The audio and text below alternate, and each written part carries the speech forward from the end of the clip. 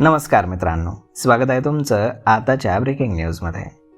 मित्रांनो, राज्यातील शेतकऱ्यांना अधिक प्रभावी मार्गदर्शन मिळावं आणि शेतीमध्ये आधुनिक तंत्रज्ञानाचा वापर वाढावा यासाठी राज्याच्या कृषी विभागानं एक महत्त्वाचा निर्णय घेतला आहे. प्रत्येक गावामध्ये कृषी मित्र नियुक्त करण्याची नवीन योजना राबवण्यात येणार असून यामुळे तरुण शेतकऱ्यांना रोजगाराची नवी संधी उपलब्ध होणार आहे अशी माहिती कृषी मंत्री दत्तात्रय भरणे यांनी दिली.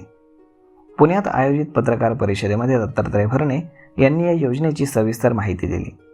राज्यातील शेतकऱ्यांना योग्य वेळी मार्गदर्शन तसेच सरकारी योजनांची माहिती पोहोचवण्यासाठी ही योजना उपयुक्त ठरणार असल्याचं त्यांनी सांगितलं. भरणे यांनी सांगितलं की राज्यामध्ये शेतकऱ्यांना मदत करण्यासाठी 11,587 कृषी पर्यवेक्षकांची नियुक्ती करण्यात आली आहे. त्याचबरोबर आत्मा योजनेअंतर्गत आता कृषी मित्र किंवा शेतकरी मित्र नेमण्याचा निर्णय देखील घेण्यात आला आहे. राज्य सरकारने प्रत्येक गावात किमान एक कृषी मित्र नियुक्त करण्याचा निर्णय घेतला आहे. या पदासाठी अनुभवी, प्रयोगशील आणि नवीन तंत्रज्ञान स्वीकारणाऱ्या शेतकऱ्यांची निवड करण्यात येणार आहे. नियुक्त करण्यात येणारा कृषी मित्र हा संबंधित सहाय्यक कृषी अधिकाऱ्यांसोबत काम करणार आहे.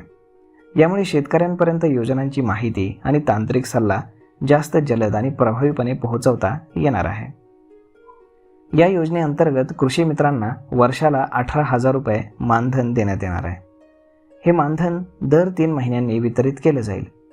ही योजना 1 जून 2026 पासून सुरू करण्याचा सरकारचा मानस आहे. कृषी मित्र पदासाठी काही निकष निश्चित करण्यात आलेत. उमेदवाराचं वय 40 वर्षांपेक्षा कमी असावं, संवाद कौशल्य चांगलं असावं आणि समाजकार्याची आवड असावी. तसेच सोशल मीडियाचा वापर करता येणं अत्यंत आवश्यक आहे. किमान माध्यमिक किंवा उच्च माध्यमिक शिक्षण पूर्ण असणं गरजेचं आहे. विशेष म्हणजे या योजनेमध्ये 30% महिलांना प्राधान्य दिलं जाणार आहे. पहिल्या टप्प्यामध्ये 11,587 कृषी मित्रांची नियुक्ती करण्यात येणार असून ही प्रक्रिया जिल्हा स्तरावरती राबवण्यात येईल असंही भरणे यांनी स्पष्ट केलं आहे. या योजनेमुळे शेतकऱ्यांना तांत्रिक मार्गदर्शन अधिक सुलभ होईल, तर ग्रामीण भागातील तरुणांना रोजगाराची संधी उपलब्ध होईल.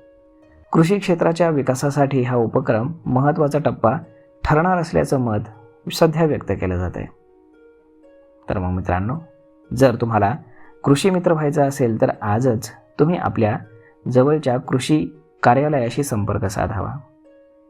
तर मग मित्रांनो, हा व्हिडिओ, ही माहिती तुम्हाला कशी वाटली हे तुम्ही आम्हाला कमेंट करून नक्कीच सांगा. आणि जर आवडली असेल तर आपल्या जवळच्या मित्रमंडळींसोबत देखील हा व्हिडिओ तुम्ही शेअर करायला विसरू नका. धन्यवाद.